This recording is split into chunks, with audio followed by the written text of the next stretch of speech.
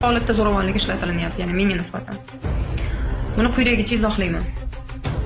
Ya'ni o'sha 9 kishiga nisbatan endi sud ajrim chiqardi deganimdan keyin urushdan keyingi qahramonlar ko'paya boshladi.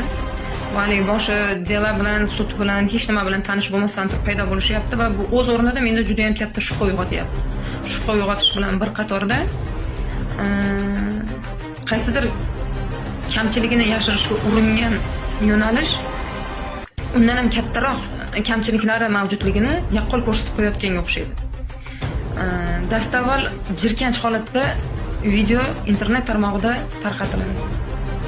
Hol bu ham endi bir yaxshilikki, uni qanday montaj qilinib, qanday kesilib, qaysi holatda, qaysi usulda tarqatishgan, mayli o'zlari bilishadi, lekin o'sha holatda ham o'zlarining aybini yaqqol ko'rsatib qo'yishganki, bir ayolga necha nafar erkak tashlanib, ustidagi narsalarni ochishga harakat qilayotgan sahnalar yaqqol namoyon bo'lgan. Ya'ni bu o'z-o'zidan o'zlarining ayblarini o'zlari keng ommaga olib chiqib, mana biz qonun posbonlari qonunni shu tartibda oyoq osti qildik degan ma'noda o'z ayblarini ochib berishdi. Undan keyin internetga telefonda suhbat deb turib, nimani suhbati qo'yildi, matbuot kotibining suhbati qo'yildi.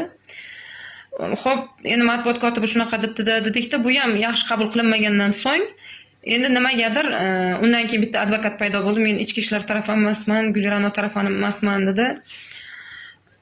Mana shu advokatimiz. Bu jicha yoshlik paytida tushgan rasmi nimaga kerak bo'lyapti bunaqangi spektakllar tushunmayman. Xullas shunaqa deb ushbu advokatimiz chiqdi, qaysidir moddalarga izoh berdi. Shu advokatimiz 206-moddani qayta o'qing.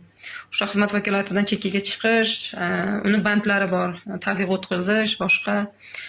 Xullas kalom, meni qaytish niyatim yo'q. Bularda internetda menga nisbatan bo'layotgan juda xunuk, katta tezlikda ketayotgan harakatlarga chek qo'yilishida sizdan yordam so'rayman. Zeroki men internetga faqat o'z haq-huquqlarimni himoya qilishini so'rab chiqqanman.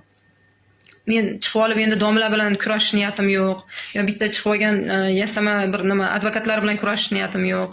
Men o'zimni haqqimni, huquqimni talab qilib chiqyapman. Aynan o'sha internetdagi tarqatilgan jirkanch video yuzasidan olinsa ham haq-huquqimni so'rayman.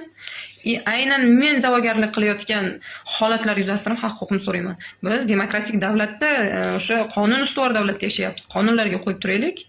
Tergov o'tkazilsin, sud o'tkazilsin, aytda yakuniy xulosalar, keyin bizning qo'limizdagi materiallar hammasi bilan tanishilsin. Undan keyin birorta fikr mulohaza yuritsak, o'rinli deb hisoblayman. Hurmatli Shavkat Miromonovich,